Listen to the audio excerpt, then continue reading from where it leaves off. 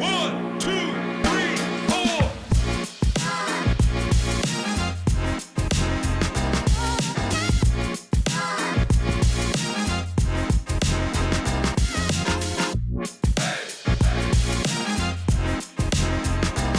Well, we'd like to welcome everyone back into another episode of Talkin G-MAC, back from Thanksgiving break here on the podcast, and we have a very special guest for everyone.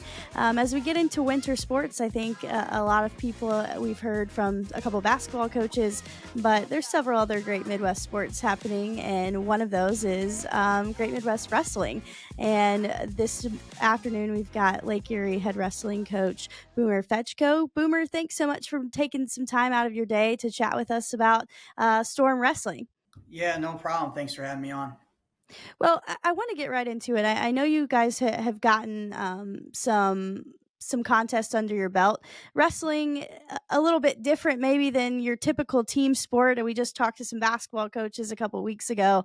We set that schedule for them and they play conference opponents. As an individual sport, wrestling set up a little bit different, and you guys don't always see our opponents throughout the year until you get to our meet there in February, March. But I want to ask you, what does the preparation look like for a wrestling team? You get your guys on campus in August, and then you start competing in that end of October, early November time frame. So what has that been like for Storm Wrestling leading up to these first couple of meets?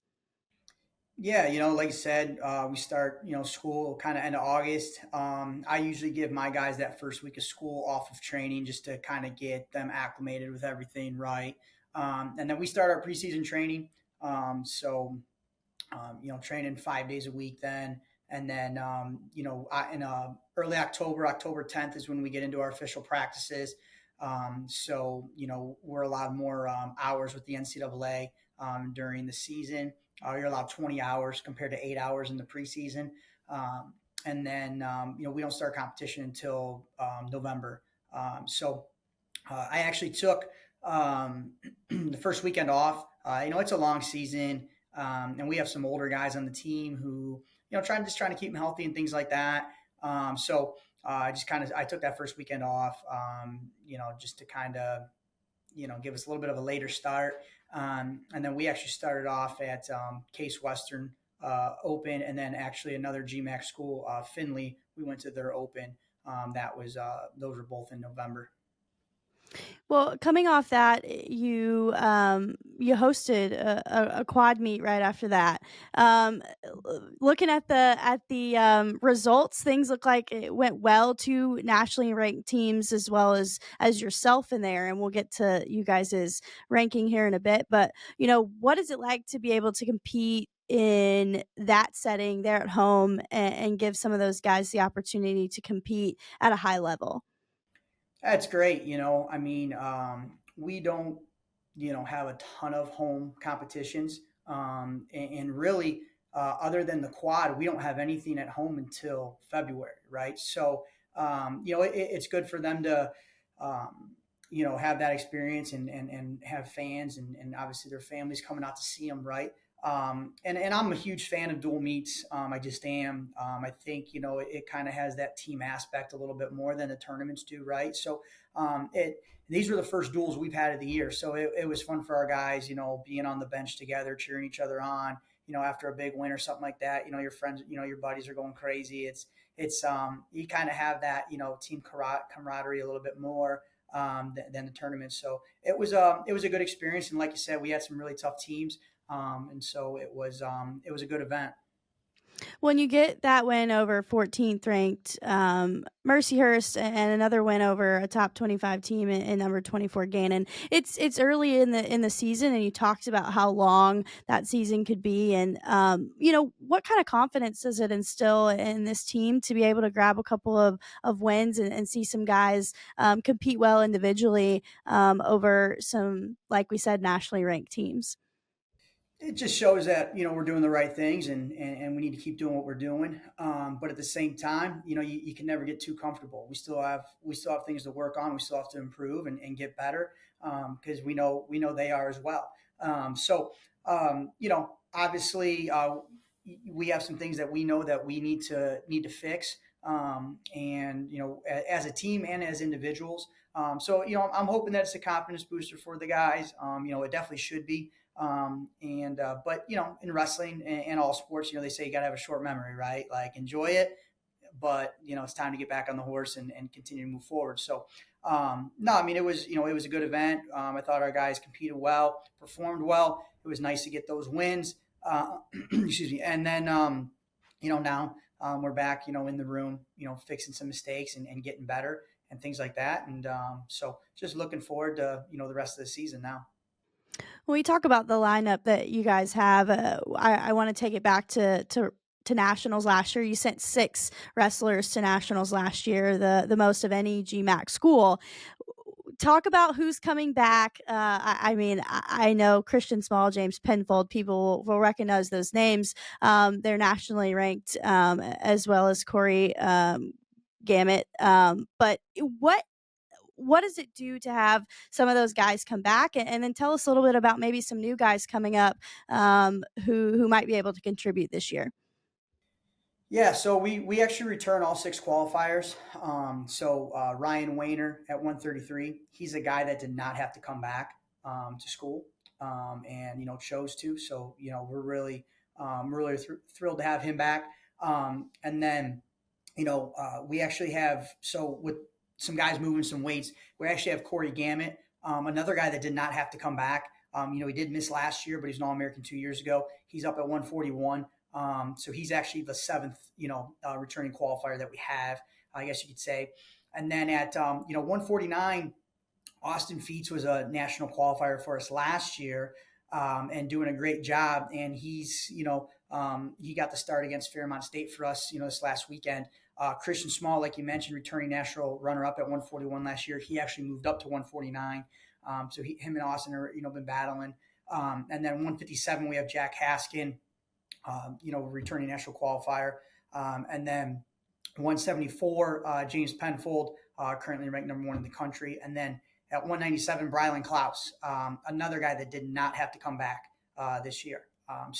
Especially those guys that, that didn't have to come back, they're doing it because, they love it, and they love Lake Erie, and they love their teammates. And, it's an opportunity that, once it's gone, you can never get it back. Right. So I'm super, super excited that those guys are back. And I think it just shows our culture, what we're doing here, and the belief they have. And, when you have, that many, returning qualifiers and All-Americans, obviously, you got to continue to develop and move forward. But, on paper, now you can start looking at, achieving some really great things. So, just hoping that, we can, again, stay healthy, continue to improve, and, sky's the limit. Well, you talk about those guys that are able to return. You're in your second year at the helm at Lake Erie. The choices that they were able to make in returning, and the example that they're able to set as you try and grow this program of your own. What does that do to kind of set the standard for Lake Erie wrestling? I mean, I'll be the first to admit, I ask a lot of these guys, and the expectations are high, and they know that. But they know what's expected of them at all times. And they're having an unbelievable experience here, not just, wrestling wise, but academically and socially and everything. I tell people all the time, I don't think there's anybody on our team that likes it here at Lake Erie. They absolutely love it.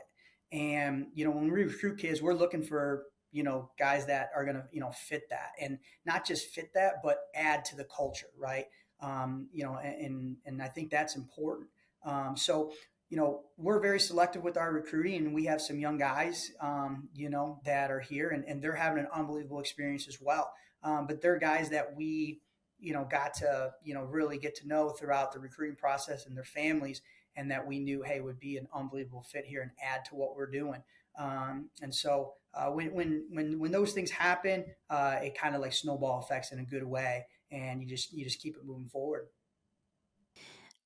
As we look ahead, you'll have the opportunity in about 10 days or so to make the trip to Indy, where we're based out of, and compete at the Midwest Classic, a huge event that the University of Indianapolis has been putting on for several years now. And typically, some of the top teams in the Midwest and even sometimes in the country are at that meet, and you kind of maybe get a chance to really fill out where you kind of fall in those national rankings. How big is that meet going to be for you guys moving forward?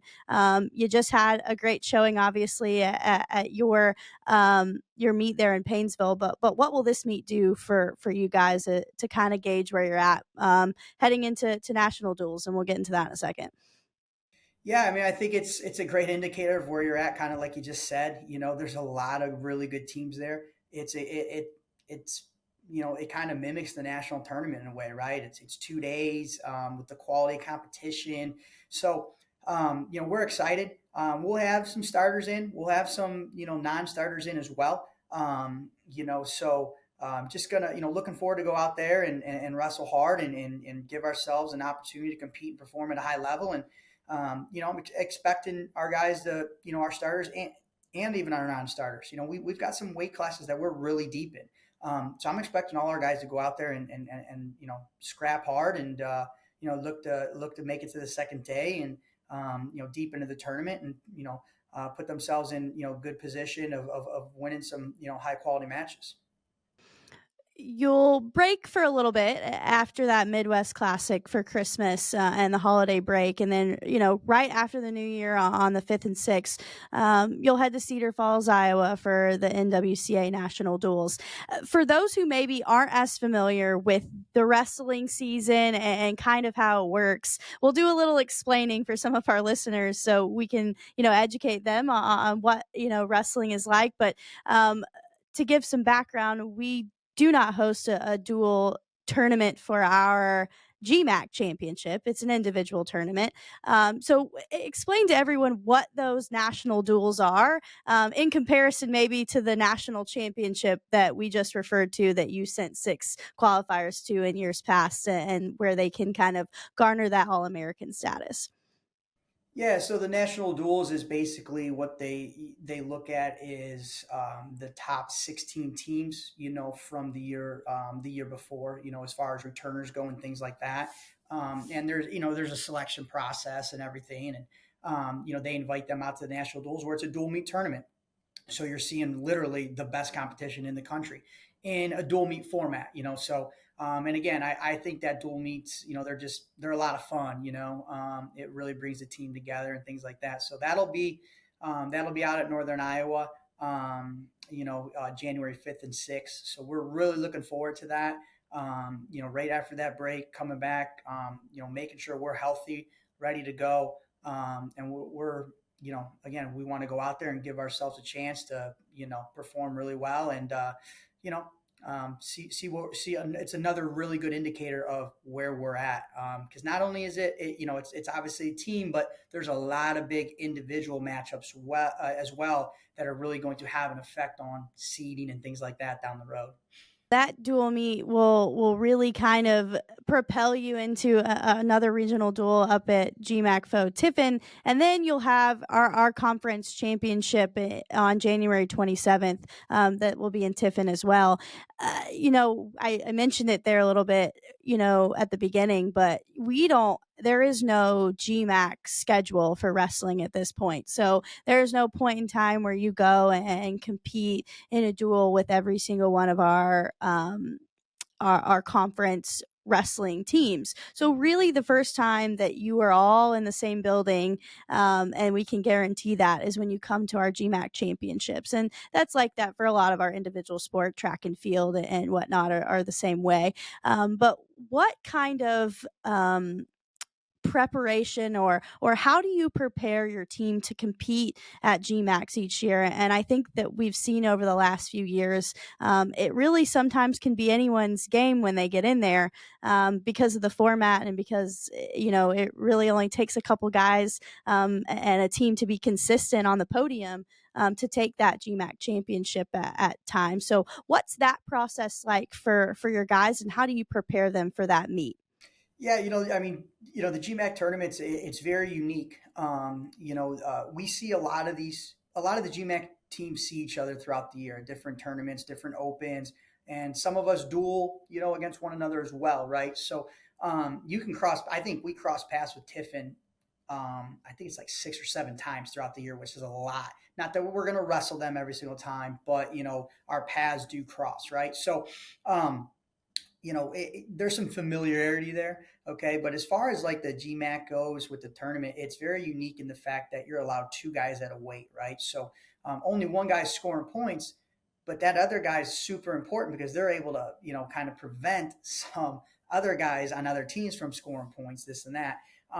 So it really kind of does, even though it's a tournament, like it's a good team atmosphere as far as that goes, because everybody has a job, right? For not just for themselves individually, but for the team as well. They're all contributing. So it's a fun tournament. Anything can happen. We've seen that in the past. It's a lot of good competition. It's one that we look forward to every year. And when we talk about what it's like to compete in the GMAC, and we talk about maybe you guys not all every time being in the same spot, and maybe you're not wrestling each other, but you do see each other. Last year at Nationals, we had an all GMAC national championship match that unfortunately Lake Erie fell on the runner-up side. But to have two guys in the same weight class from the same conference be able to compete with each other in Zachary Donathan and Christian Small, what was that like, and what does that say about the depth maybe of talent that you can find in the GMAC, who maybe you don't expect to see somebody that you may have wrestled at the GMAC championship there again in the national championship? I think it just shows you don't have to travel far to get, great competition. Like, Christian and Zach, wrestled each other in the conference finals, in the regional finals, and then in the national finals as well, So, you know, it's a lot of times too, we're all recruiting the same kids too, right? Which it's fun, but it's one of those things where you want to win the GMAC, and anytime there's a competition, you want to win, right?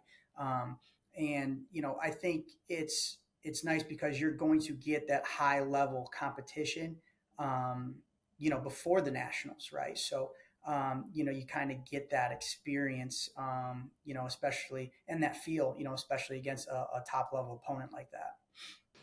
We talked about maybe the uniqueness in the way that the GMAC runs their championship and the way that wrestling championships run. This is one of our only championships that doesn't actually culminate you all's regular season. So we wrestle that championship, like we mentioned, on January 27th. And then you guys will wrestle for about a month and a half before you go to regionals. What is that time like after GMAX? On your schedule, you'll see it looks like Tiffin and Finley, as well as West Lib, in some competition before you make that jump to the regional meet. But what does that, and how important does that month or month and a half feel after those GMAC championships to prepare yourself for hopefully deep postseason runs by all your guys in several weight classes? Yeah, I mean, honestly, at that point in time, it's about staying healthy, right? You still need to get your reps in, so that's why there's a lot of more just dual meets, than tournaments or anything like that. Because you want to stay sharp, you want to stay crisp, you want to still compete, but you want to stay healthy. And let's face it, that's a huge factor, especially for older guys who are in their fourth or fifth year. So really, it's just going to be fine tuning some things, making sure guys stay healthy, keep their cardio up, and are feeling good and are confident. If you can do those things, then I really believe that you're going to put yourself in a great position to achieve what you want, come the national tournament. Well, Boomer, we appreciate your time today. Obviously, we'll see you on January 27th in Tiffin, but we wish you the best of luck until then, and obviously hope to see several more qualifiers to the national tournament, not only from Lake Erie, but also the GMAC as well. So we appreciate the way that you guys represent us on that national stage, and we look forward to seeing that again this year. So thanks again for your time, and best of luck. Thank you so much. I appreciate it. Wanna hear